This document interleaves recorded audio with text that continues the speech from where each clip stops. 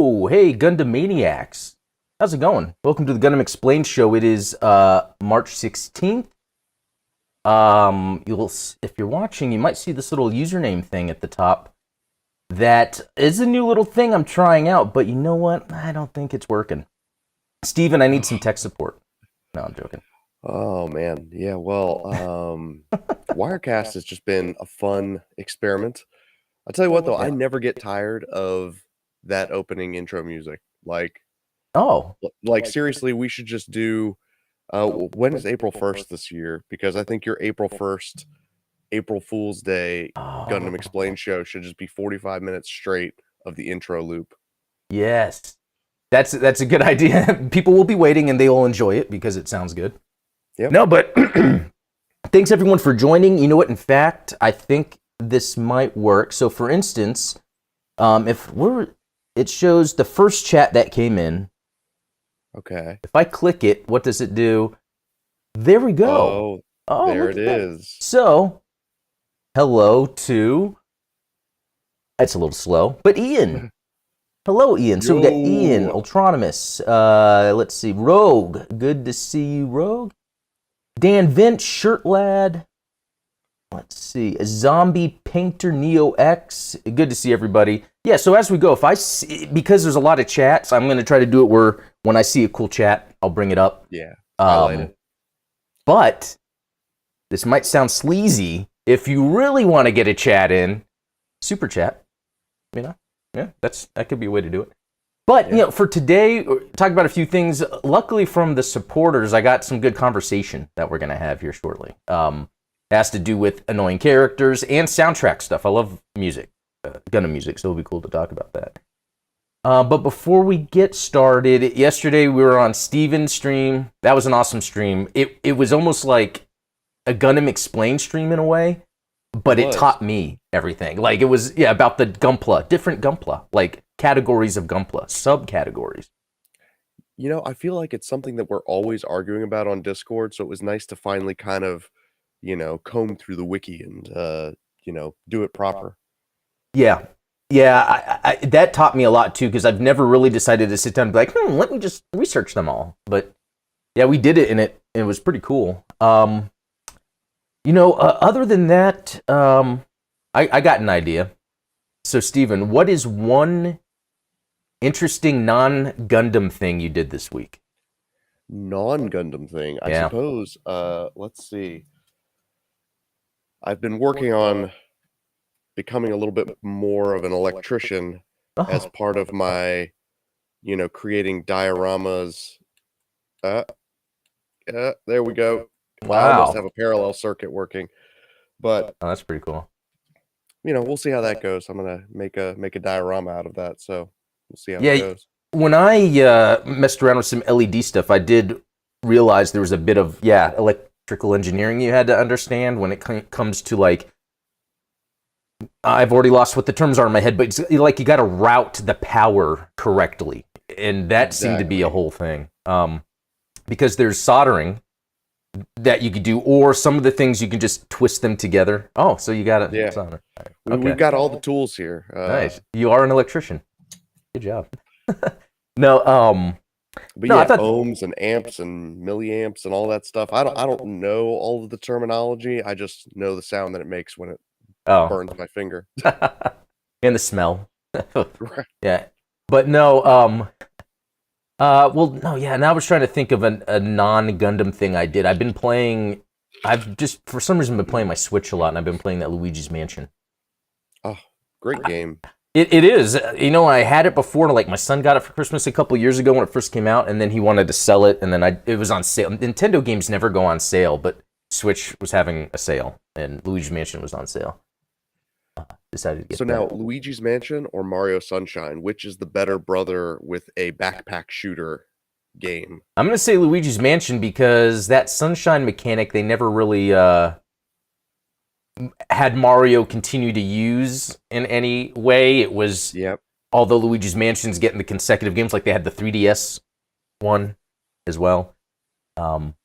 Thematically, it's just much more fun, too. Like, a vacuum cleaner that sucks ghosts. Yeah, that is kind of a neat idea. Like, Yeah, it just works. But that makes me think with all the physics that are in that game, like what a proper Gundam game would be, where the physics are a big part of the mechanics, which makes sense for giant robots. But we haven't got there yet where, I don't think so, where physics and size in a game like correlate. Usually physics are as much as destructible environments, or like Just Cause, where you like attach things and then hit the rockets and they go flying. Like, I feel like maybe Gundam could use some physics, like a game. That'd be pretty sweet. Maybe like Gundam Funnel Controller or something. Oh, and you know what? Other MC, good to see you. He's got a YouTube channel as well. Follow him, but Rad handled giant robot physics perfectly. So I remember hearing about that game. I never played it. I must check it out. So that's cool. Let's see. But yeah, so today we're going to talk about annoying characters in Gundam. So guys, get ready for that if you want to post your favorite annoying characters. But also some soundtrack themes within Gundam. Some supporter questions came in that are pretty good, so we'll get into that. But as for Gundam-related things, this will be a video later, but I have finished, not finished yet, but the main... He's looking pretty good. Yeah, Pale Rider D2, I have the gloss on it with I've painted, put decals. Next is the top coat. Although the gloss just looks cool, to be honest. But I'm more about that flat top coat. Yeah, that's the only thing I like flat. A giant robot. What's that? It looks less like a toy when it's not all shiny. Yeah, that's true. And that's the thing. It being shiny has like a toy charm to it in a way. Another thing I built, and this was actually a quick but cool looking build, is the aerial high grade. I've had the robot spirits, and I've seen many in our Discord, including Ian, getting the high grade aerial to build. You know what? I don't think I would normally get like an AU high grade, but I had the robot spirits and I wanted to do a comparison because I love like designs of mecha, right? Like that aspect of it. You get a cool robot or a mecha mobile suit and you look at like the design elements. What's very interesting, and I'm going to do a video about it, is it's almost like two different people designed the aerial between the Gunpla and the robot spirits. Like geometry is completely off, but it's just enough where the silhouette is similar between the two. But and I almost feel like the Gunpla should have come with effect parts because actually it did. I'm shocked. But did it come with like things to hold the shield bits in place? Exactly. Yeah, the robot spirits has the thing for the shield bits. That's a good point. And robot spirits has always got Gunpla beat on that. Yeah, and it would, again, like if you were to look at these, like it would be hard to be like, oh yeah, that's different. But then when you look close, it's like, it's almost like someone by memory redesigned the aerial. It's like they told their designers, here's the aerial, so Robot Spirits team, make yours. Gunpla team, make yours. And they're probably working on a time crunch. It's like, hey, here are the designs, go for it. Like, the show is airing in 3 months. You got to build a kit, you got to build an action figure, go. Okay. Yeah, that actually makes sense. That reminds me of what they do with the Star Wars figures sometimes, the vintage collection. They'll only get like some design elements. Ian is saying something, and I got to get rid of that animation. That takes too long. But there is an expansion set for the high grade that comes with the bit ports to make them, or bit parts to make them fly. Yeah. So, I remember seeing that. So there's that you can get, but also that jetpack that was used. And I ordered it. I haven't got it in yet, but I originally ordered it to have it for my robot spirits. But then I can also use it on the high grade. It's weird though, because like at the end of the day, I don't really care to spend my money on AU stuff as much because there's already so much UC. But every once in a while, there's something that kind of sticks out, and especially for a protagonist suit like the aerial. Yeah, like I have a Barbados. Oh yeah, good example. Yeah, it's sometimes those main ones are just kind of cool. So, um, let's see. Actually, let me move down just a little bit because I think I'm blocking the top. But yeah. So there's that. Okay, so funny. Like I've learned with YouTube that when I get certain comments, I just have to ignore them or they're going to destroy me. There's this one guy that it's almost like now I can't wait to see what he says. When I did my what I forget what I was talking about, but he commented about the new, there's a new aerial Gunpla coming out that's has the permit score 6 or whatever or something, Right. but it's based on the first season. So this guy was commenting saying, oh, I guess in the new season, Soletta's going to go back to her old mobile suit since they're coming out with this new Gunpla of the old. And I go, oh, no, they're just releasing, just another version to sell. And he goes, I don't care. I said what I said. Oh, okay. All right. So it's become entertaining when this guy comments. So if you know who I'm talking about out there, you can continue. It's pretty fun. Yeah. I love it. Oh, hi, new Daniel. Good to see you. Androyus, I didn't see you earlier. Good to see you. Armored Core. Oh, yeah, I can't wait. That's also, Bandai Namco. Yeah, that's... Mm-hmm. Okay, so, yeah, actually, speaking of games real quick, in GBO2, they just announced the gun cannon Aqua, which is cool. I kind of like the water-based suits, and the gun cannon is... but it's like, of all the suits to put underwater, why would you put the one that has shoulder-mounted cannons? Yeah, I know, that is pretty crazy. But I think that's a Thunderbolt thing, and I think that's cool. Torpedoes. Yeah.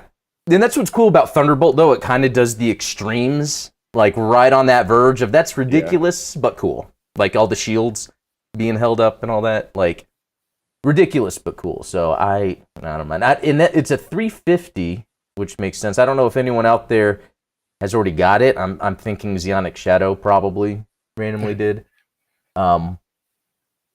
Let's see. Oh yeah, even Ultronomus is saying the shoulder-mounted torpedoes. Yeah, that would make more sense. There you go. Okay. So, what I wanted to get to was some of these Patreon supporter questions.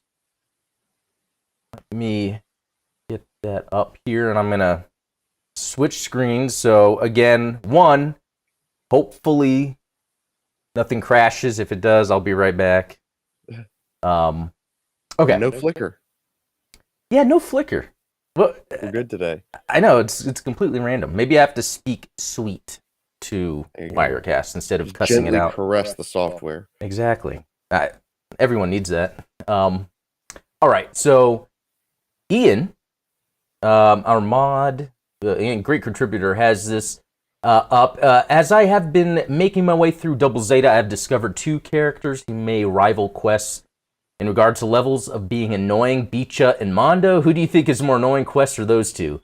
Double Zeta is getting better, but those 2 are making it difficult for me to watch. Keep on gun dabbing. Now, I'm going to throw this to you first, Steven, because you are the resident Double Zeta expert. Which I love. I tend to agree. Bicha and Mondo are extremely annoying. I find Bicha slightly more annoying than Mondo. Ian, I don't know if you've made it to the Moon episode yet, because I think that Mondo equips. Mondo acquits himself very well in the Moon arc. So hold out for the Moon arc. Mondo gets a little bit better character development there. Bicha never seems to. Yeah. Which he's just always a scumbag. So, that's very interesting because that was another thing for me with watching Double Zeta. It's easy to kind of hate on some of it. And that's an interesting thing because then this gets to him talking about quests. So are characters purposely written to be annoying to the audience, which is actually a captivating way to be engaging?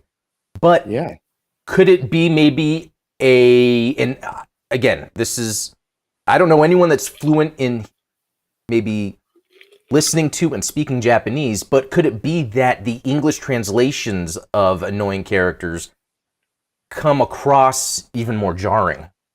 I mean, it certainly can't help, right? Like, well, it's interesting because Quest and Bicha and Mondo, that whole thing, it's like it's so annoying. It's almost like it hurts to watch, but that's almost like just like being scared of something or being sad and crying because of a scene. Like that is just another emotion that's pretty good that the creators were, if that was their intent, were able to portray.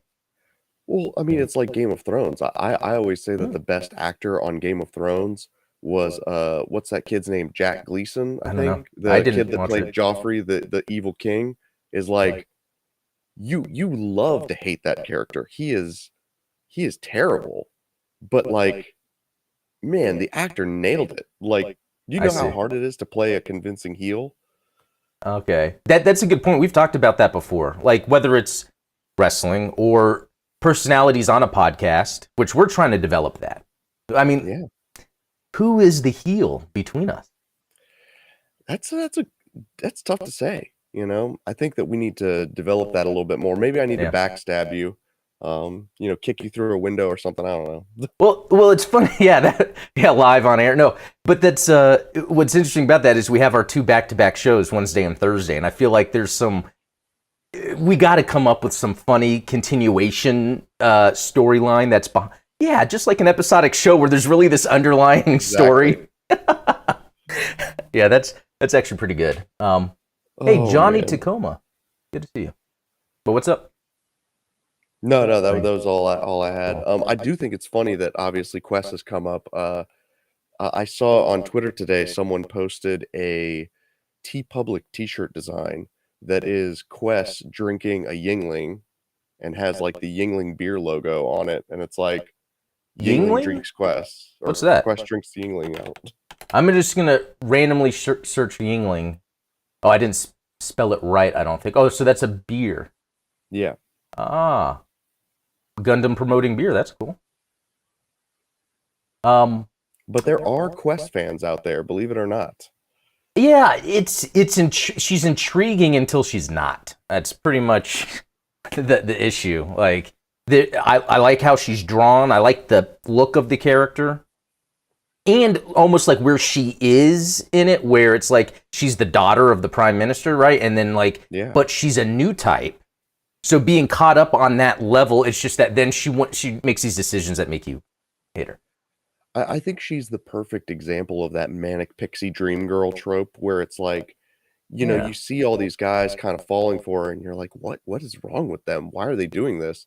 And then, before they die, they realize that they've made a horrible mistake. Yeah, that's interesting because you brought that up before and it seems that is a trope and I didn't realize it. It's like these colored haired girls that tend to be like very waif-like. Yeah, exactly. And like it's almost endearing to the guy. Like, wow, that's exciting, Yeah. But they're then almost they get more attracted to the novelty of the relationship as opposed to the person themselves. Yeah, that's a really good way to put it. And that goes to like I know we have these discussions in Discord sometimes, like with 4, for instance. Like I feel shut your mouth. No, because like Camille, I felt like you explained it in a way that made sense to me, where it's like Camille sees that. This is like the novelty. Yeah. Whereas it's not that is his real like soulmate, like Fa is. So, but Camille comes around. I mean, it takes a couple dozen people dying, but and the ending of Double Zeta. I mean, if you like Camille, you got to watch through Double Zeta because it's cool. That's Camille redemption arc. Well, that's the thing with Double Zeta, because how annoying and goofy it sometimes is, it's also pretty freaking dark, considering, and again, this is like a cool Star Wars force power that's being introduced, but it's when Camille's in a coma teaching judo, like how to be a new type in a way. You know what I mean? Yeah. Like, I love that idea, but yeah, the full-on execution. You know what? And then I was reading more about that too, that like, Tomino was purposely trying to lighten everything in a way. But it's interesting because there's still those dark themes that he still wants to have in there. And so it's really hard.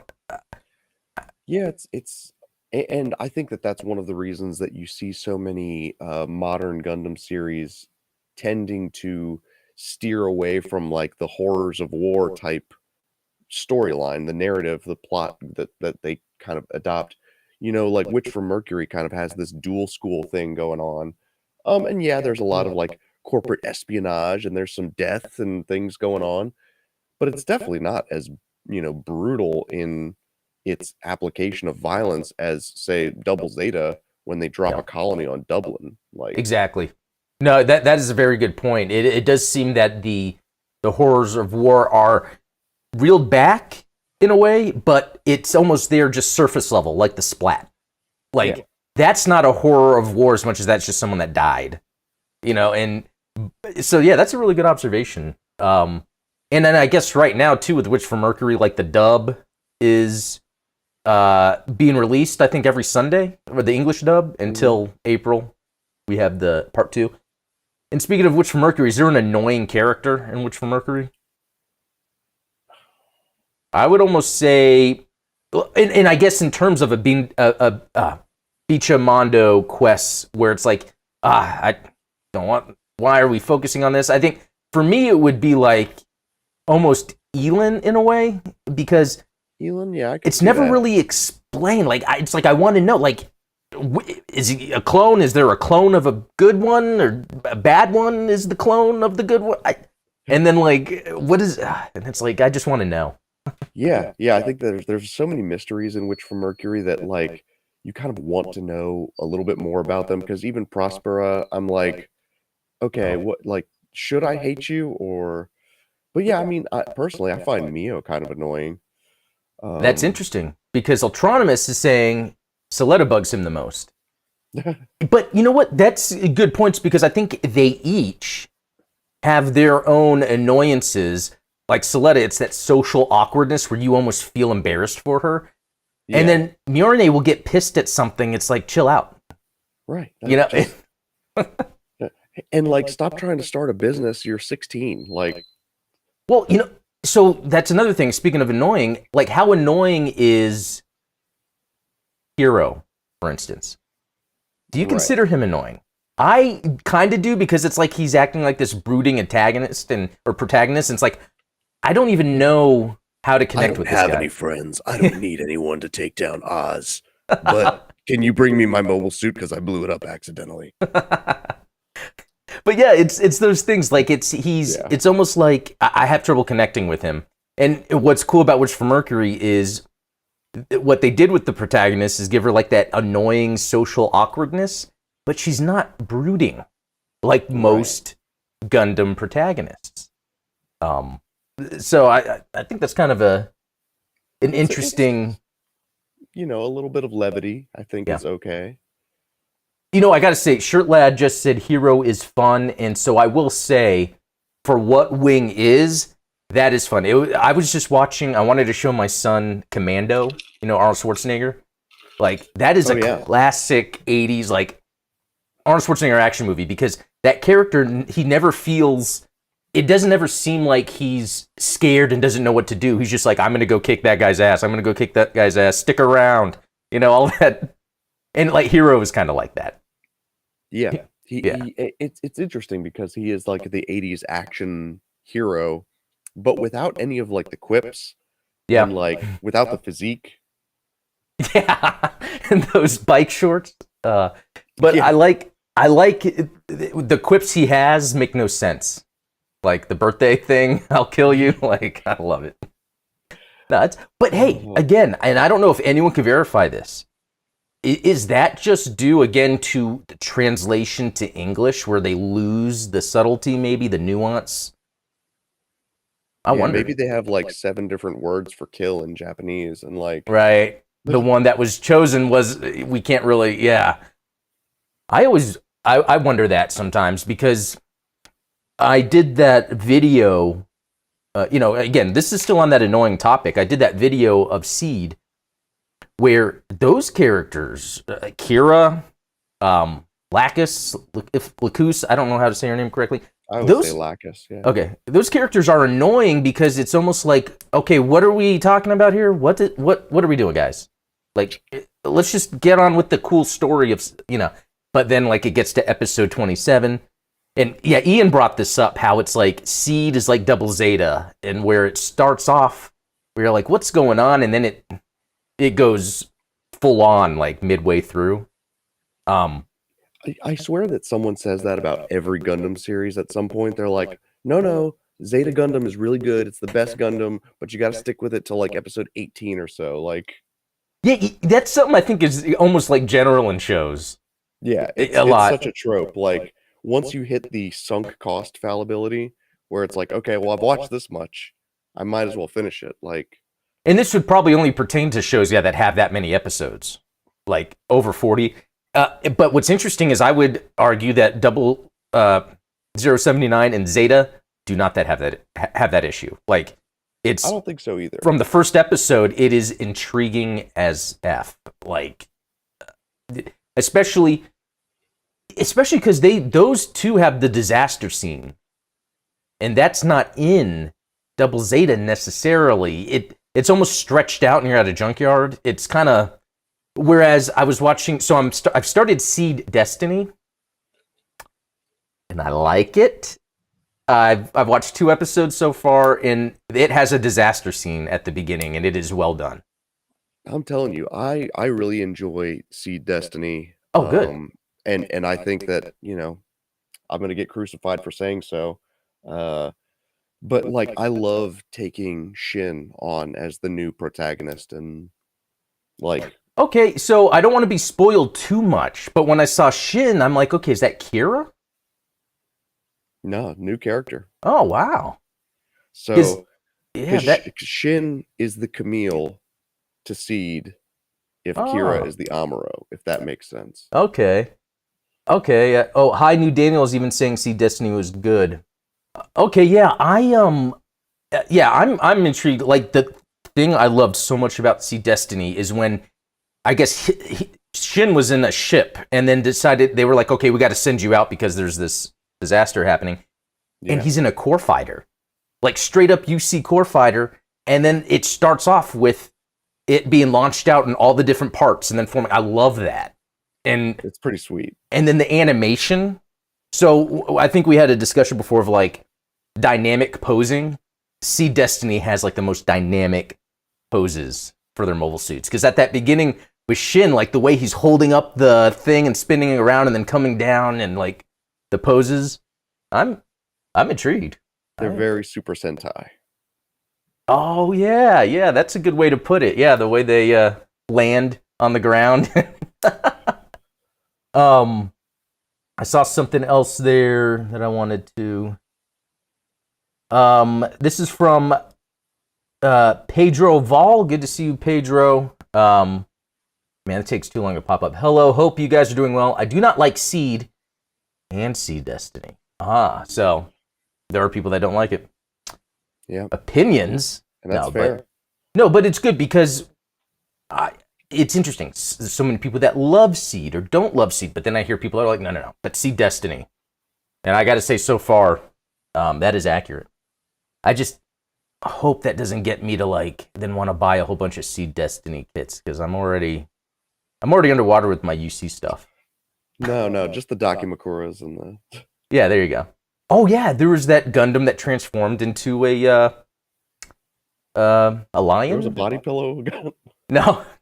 There's the lion or Oh. four-legged animal. I don't know what it's supposed to be, but that's like the Buku. okay, that's right, the Buku. Yeah, it's like too goofy, but it was like okay, I'll go with it. That's and then Zombie Painter Destiny has non-stop bangers for intros. So far the first intro isn't my thing, but for Destiny it was like I forget the second or third intro that was like it's like I can hear it in my head right now. Yeah. As we're talking about earworms, Seed, sure. it's in my head. Okay. Yeah, speaking of music, this is from Jedi Sayla, always has really good things to bring up. So, let's talk about soundtracks. I had my Gundam playlist on shuffle while driving to work this morning, and two songs in particular, Beyond the Time by TM Network for Char's Counterattack and Unicorn from the Gundam Unicorn soundtrack played back to back in the lineup. I hadn't noticed until now that the two tracks sound pretty similar, written in the same key and tempo. I thought it was a coincidence at first, since Hiroyuki Sawano's Gundam soundtrack share a lot of elements with his other work on shows like Attack on Titan and Cabaneri of the Iron Fortress. Personally, I wouldn't be surprised if he did pull inspiration from Beyond the Time while writing the titular Unicorn theme, considering that the story takes place 3 years after the events of CCA, which isn't really that long of a time skip if you compare it to the space between 0079 and Zeta, or CCA and Hathaway Splash. That's a good point. It's too good to be a coincidence, I think. I always thought it was just more of Sawano's signature music style that I've heard in his other work, but if he did write that piece as a nod to Beyond the Time, that was a subtle stroke of genius on his part. So I wouldn't put it past him. Yeah, I had looked into this earlier because someone else a few months ago brought this up on Twitter where there were, I think it was, were they listening to Char's Counterattack and they heard music from like Zeta or Double Zeta? And I think that's always intentional, just like with Star Wars, how they have the similar themes throughout and little pieces. I do think composers really take that into account throughout, like the Gundam. Even sometimes it's just the little like violin or trumpets, which is kind of a thing of that early 80s Gundam. Sometimes that like seeps through at the right moment. That gives that call back to that sound. But what's interesting is, and again, I feel like I talk a lot of crap about Char's Counterattack, but I only found some of the music good in Char's Counterattack.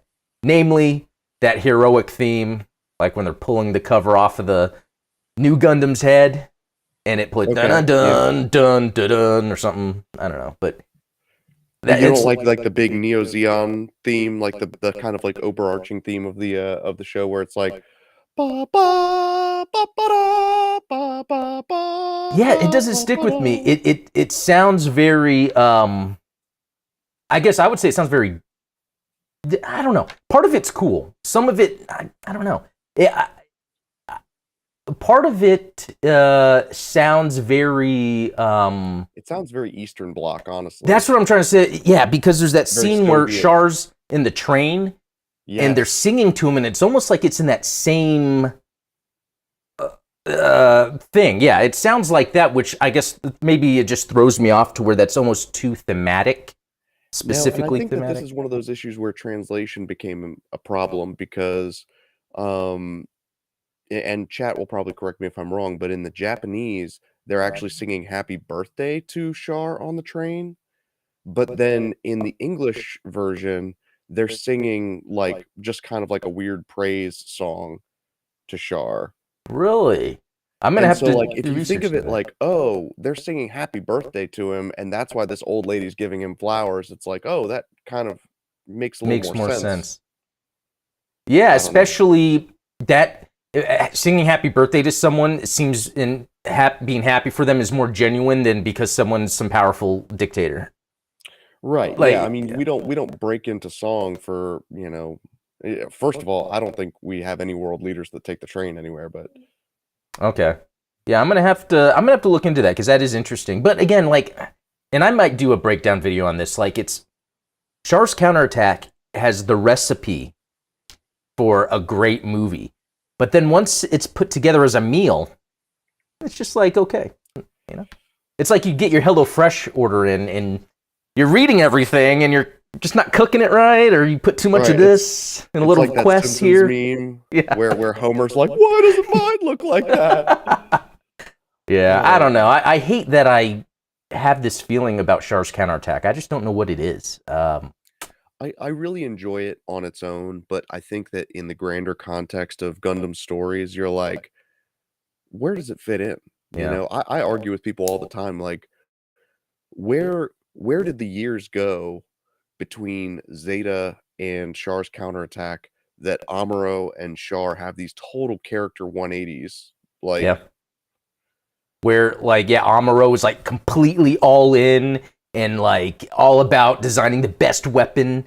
And then Char just went from like a very compelling character that was pulled both sides in Zeta. Like he was constantly being pulled about his identity of who he is, but also where his where he belongs. But does he want to be there? Like, and then in the line that always sticks out to me the most is when he's talking to Camille, and Camille's trying to protect him, and he says, like don't protect me. The old generation can't build the new era. Like in Japanese, it says something different. It's like, the future won't be built by the older or by adults or whatever. But it's like, how does someone who says something like that then decide, well, I'm just going to kill all the children on Earth?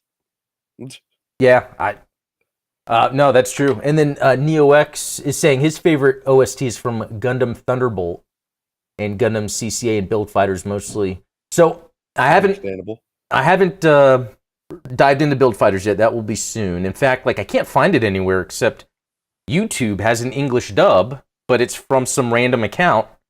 So I almost feel bad that I'm watching it that way. But other than I guess buying the Blu-ray, what you got to do. Yeah. And then NeoX said something else I want to pull up here because this sounds familiar. He's saying, as it animates, if I could remember, there was a game that does kind of explain what happened between Gundam Zeta and Gundam CCA. Does that sound familiar to you, Steven? I haven't heard of that, but if there is a game, then I would like to play it. I want to say there's something where they had the cutscenes that kind of talked more or like added more information.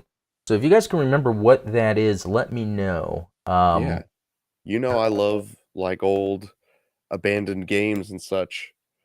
Yeah, games, especially games that people don't talk about, but yet had compelling cutscenes, like and more story. Yeah. I saw something funny here. Jonnytacoma is saying he named one of his cats Amuro. That's cool. That's sweet. That sounds like a good idea, actually. Yeah. And coincidentally, the cat that I have is named Zelda. That was her name at the shelter, so we just stuck with it. Look at that! You have a cat named Zelda, and I have a dog named Cinderella. We both have princesses in our house. No, that's funny. Do you give Cinderella a nickname? We've tried because I didn't want to, pronounce Cinderella. Yeah, I sound like such a goof when I go out back and I'm like, Cinderella, come inside, Cinderella. Yeah. Oh, that's cool. Sometimes I'll say Zelds for Zelda, but she doesn't care. If I'm not looking at her, then she'll come to me. That's how that works. Cats. That's just cats. Yeah. Oh, Pedro's saying his dog is named Zelda. Huh. That's cool. Okay, and Jonnytacoma is saying there's a manga explaining Haman and Char. So yeah, that's what I need. Char's deleted affair, Haman's deleted affair. Okay, and so is that supposed to be taken seriously? Like it's not like one of those joke mangas? Like, I mean, they're pretty serious. Like the office worker one? Like, I just want to make sure it's not that. No. Okay. They have some pretty some pretty relevant story beats in them, but I don't know if that necessarily goes as far as I think. Matt has a better beat on in chat saying like how Char took Camille's crippling personally. I see that as probably the more reasonable explanation for Char's character turn, as opposed to the stuff that happened in the mangas. Okay. But yeah. Oh, and there was that one episode, if you guys haven't watched it, there's a previous live stream I did, and you could just search like AI characters where I talked to Char AI, and he explained himself to me. So, yeah. Because the AI is real. You know that? At least he got Haman's hair color right. She couldn't even do that. I know. That's when I knew something was wrong. There's no way I'm going with green hair. She's lying. Let's see. Rouge Newtype, that 30-something office manga is great. You know what? I gotta admit, there's some good art in there, but I don't know the story for sure. So when it comes to soundtracks, Yeah, someone was saying, how they like Thunderbolt a whole lot. And I find that's such a unique soundtrack. Like, because of the way that the kind of the freeform jazz, like, most people probably wouldn't be able to really get it. You know what I mean? Like, even me, like, when I'm first hearing it, it's like, why is this? But in the chaotic nature of the battles and the guys zipping around and the sniper can't, like, I feel like that fits. Like, it's chaotic, and there's a foil there because Daryl's constantly listening to pop songs, and like, his fighting style and his his personality is kind of revolves around that pop music, and that's kind of why I identify more with Daryl than I do with EO, as far as Thunderbolt characters go. But I do like that idea of using music as a way of conveying the character of each of those pilots. It's got a very JoJo's Bizarre Adventure feel to it. Well, that's interesting because when it comes to Gundam, like anything I get into, part of it is the music, like the music that helps build that atmosphere for me to get into it. And it's interesting because there's been types of music in the Gundam shows that I generally don't listen to on my own, but they work. Because I think with music, it's like I like context. That's the reason why I like metal so much, because there's this like aggressive, energetic, battling demons sort of feeling to it. And I really connect with that. Techno or synthwave or electronic, fast-paced music, same kind of thing. It's very energetic. I feel like I could be Blade and fight a bunch of vampires. That I got to say scene. I saw Blade in theater. I was old enough, but like I wasn't, and I also saw that scene, like at that dance scene at the beginning, like everyone in the theater cheered. Everyone cheered. It was so badass. Like, so good. I feel like that was a point in my movie. Still the best Marvel movie. Like, oh yeah, I'd agree. It's like I feel like at that point that movie kind of changed the way I view my entertainment. Like when I want that high intensity action, the music has to be there too. And then what's the context of the action? The fact that it's a guy fighting vampires with a sword. So like we get into Gundam and we have giant robots being piloted by people and they have beam sabers, like, and then you put good music on top of that and it works. Now, and I'll ask chat also. By the way, I have to click on what Autonomous just said because he says Wesley Snipes' Blade is the best, and I agree. That is the only Blade, in my opinion. I almost feel like the universe is working things out for us since they've had to like indefinitely hold that new Blade movie from coming out. Like, I know. I'm like, because I think they should still use Wesley Snipes. They could still use him. Absolutely. Even if it means he's, and I hate this trope, but sometimes I think it's a normal part of life, training the younger version. Yeah. I mean, that happens sometimes. It would be cool if it was almost like what happened to Blade, where there happens to be some kid maybe in the same impoverished state that he was in, and then his mother got attacked while he was born, and so instead of being the Whistler, it's Blade that has to try to track him down and start being more fatherly than he ever would have been with anybody. Right, because he doesn't have that instinct naturally. No, I really think they need to do that. I liked your idea of a Blade video game.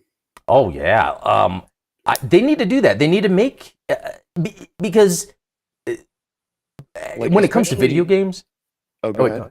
Well, I was gonna say when it comes to video games, like already built into the character is the action elements that people like. Not only hand-to-hand combat that people like to do, like if it's an action RPG, but also shooter-based combat. Like you can definitely have Blade balance those two mechanics, and you're fighting vampires. Like you can't get better than that. You can make them blow up into blood and ashes. Actually, it's like it reminds me of the Wolverine Origins movie was absolute trash. Yeah, but the Wolverine Origins video game was amazing. Was a lot of fun. Yeah, I liked that. That's a good example. Like. Sometimes I don't know if a game should be open world or level based, and I think this goes with Gundam as well, is I think open world is not necessarily about being a genre of open world, but open world just lends to mechanics you've created in a game. Code Fairy is these small little stages where you're kind of limited in your suit. You don't really get to play out being a mobile suit as much in something like Code Fairy. That's why GBO2 is fun, because you're almost doing your own thing. So I think like a Gundam game would have to take on those principles I was talking about, where it can be open world, both action RPG and shooter elements. I even think for what SD Gundam Battle Alliance was, it did a good job with those, marrying the two of the physical combat, action combat, and then also the shooting. Because depending on the mobile suit, it might not be as much of a projectile-based suit as others. True. But yeah, that's something that Steven and I have been talking about. It's like these Gundam, they need to make a cool action Gundam game that's open world. And all you have to say is Elden Ring Gundam. That's all. And they're the same publisher. Right. Like, do it. I just would love the idea of... Yeah. No, but I just love the idea. I picture it in my head all the time. You're on the surface of the moon. You see the Earth out in the distance, and all you're seeing is all these fleet battles, and you're standing in like a broken GM, and that's how you start. And then you just start slowly moving, and then the thing says press right click to target enemy. And then you see a Zaku coming up to you that's lost maybe an arm and part of its leg, and it's like limping at you like a zombie, but it's really just a messed up mobile suit, and you try to battle it, and then you start taking its parts and fix up your... But would it be cool, and should they do this, or is it too much to be able to exit your suit and walk around? Because then how much of gameplay is out of suit versus in suit? Well, it's like, I don't think in any of the Mech Warrior games you can get out of your mech. Like, all of the Mech Warrior games are very mech-centric. So I think that, you know, I wouldn't say it's worth having, you know, out-of-suit controls, but I don't know. Maybe I'm wrong. I think it makes sense for, like, let's say if you're doing exploring and there's little areas your suit can't fit into, and it gets you like parts and stuff. You know, something like that where it's looting, where it takes up maybe 10% of the game. Yeah. Whereas most of the game is really just, because I love the idea that you're stuck on a side of the moon to where once you get enough parts, you can then leave the moon with your thrusters, and then you can choose where in the battlefield are you going to go. And then the world map would be the Earth sphere, and it'll be like L2, L3, L4. Here's these colonies, and you can just go wherever. Man, that would be. We'll dig up that RPG book and see how many weeks it takes. Yeah, that's cool. Yeah, no, but that needs to be done. I think, Ultronomus, I love it when people have ideas to contribute. He's saying, I think you'd have to make your campfire safe zone a hangar, and you change your parts and such there. Yeah. So it's like, that's where you save, you go in, modify, upgrade from all the loot you had, like, hub worlds, right? Like, you know how in Mass Effect, if you go to the Citadel, you can't, like, fight on the Citadel. Oh, yeah. You just kind of run around and do quests and stuff like that. If you're like in Von Braun City, you're on foot and you kind of like, you can engage in like small combat and stuff. But like once you go out to the surface of the moon, you're in a mobile suit. Yeah, I agree with that. And because it also limits where you can upgrade. So you can't be like in the middle of battle and then just change up things to win. Although, it's a degree maybe. But that's... and I like, the hangar, being in the hangar to, like, instead of a campfire, you come across either, like, a hangar from a ship or... And another thing that they would need to do, too, that I think would be required, is having things almost like, what am I trying to say? Simulation, a museum. For example, the Alien Colonial Marines game that came out on PC, or came out everywhere. Unfortunately, it was a bad game. But they recreated LV-426. Like, they recreate... Where I was walking around like, oh, that's from the movie? That's from the movie? Yep. And... Did you find the tunnel that Bishop crawled through? Oh, yeah. I wonder if they have that in there. I didn't even bother looking for that. That's pretty good. But GBO2 does this too, because when you play the maps, even though the map has such a generic name, it seems like it's a name. Site. Yeah, it's like if you look at it, like, oh, that's from Stardust Memory. Yeah. Oh, that's from this. That's from that. So, look, I'm putting this out in the universe because there's going to be a time, Steven, where we are speaking with Bandai Namco, consulting them on making this open world Gundam game. I'm making the prototype right now. Oh, I'm just going to be good. like... That's right. Yeah, you guys haven't seen it. There are some episodes of Steven's live stream where he is working in the 3D program, modeling those Gundams. Yeah, we're going to do it. Yeah, we'll eventually do it. Jonnytacoma, I like this. Have a black market for mobile suit parts. Yeah, that would be neat if there's some things that like you can't get just on the battlefield that are part of like experimental programs. Like you have to hunt them down. Violate some Antarctic treaties. Yeah, there you go. Let's see. Oh yes, NeoX did the same thing about the black market. Special parts for your mobile suit. The only problem is being expensive, and it barely upsets the black market. Let's see. Rouge Newtype. You can find a hanger or a damaged Salamis or Musai for parts in modding your suit. Yeah, it'd be cool if you ran into a carrier and you could like go into it and explore. But like in the hangar, maybe there's like a suit there that's just sitting there and he's just waiting for someone or doesn't know what to do. And I don't know. There's so much potential.